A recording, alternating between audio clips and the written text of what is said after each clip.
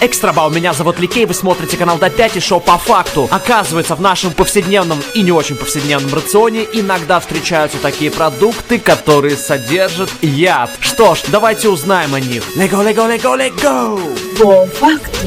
Листья, стебли и в меньшей степени незрелые помидоры содержат токсины. В больших количествах эти яды могут вызывать кому или смерть, однако одна или две дольки в вашем сэндвиче точно не убьют вас. Многие рыбы семейства иглобрюхих, приготовленные неправильно, смертельно ядовиты. Если же блюдо фуга приготовлено правильно, оно содержит лишь остаточное количество яда тетрадотоксикона, и любитель фугу испытывает что-то вроде покалывания на языке. Помимо любимого нами сладкого миндаля, в природе встречается горький миндаль, который чуть шире и короче. Горький миндаль содержит следовые количества цианидов, однако и они настолько смертельны, что в некоторых местах их продажа запрещена законом. Хотя маниок и является одним из основных источников углеводов, входящие в его состав цианиды делают его смертельно ядовитым. Так что корни кустарника маниоки становятся съедобными лишь после длительной варки, после чего корнеплоды можно употреблять в пищу. Если потреблять в пищу очищенный мускатный орех, это может вызвать галлюцинации, а большие дозы сырого мускатного ореха могут вызвать перегрузку нервной системы и в конце концов смерть. Оригинальный, в настоящее время редко встречающийся швейцарский сыр может содержать высокое количество гистамина. В процессе созревания сыра определенные бактерии продуцируют это соединение, которое вызывает у человека аллергические реакции, такие как сыпь и тошнота.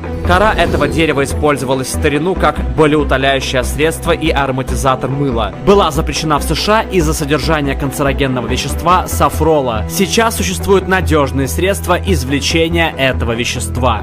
Яблочные семечки также содержат яд цианид, но одно единственное яблоко не убьет человека. Однако не расслабляйтесь и не грызите семена яблок, как подсолнечные семечки. Можно набрать смертельную дозу. Этот горох быстро растет, что делает его привлекательным источником пищи во время засухи. К сожалению, он содержит нейротоксин, так что длительное потребление этого гороха может привести к параличу и повреждению головного мозга. Возможно, некоторым может понравиться этот жгучий вкус, однако стручок содержит чрезвычайно много капсаицина, который и вызывает жжение языка. Значительное потребление перца может вызвать недомогание и даже смерть.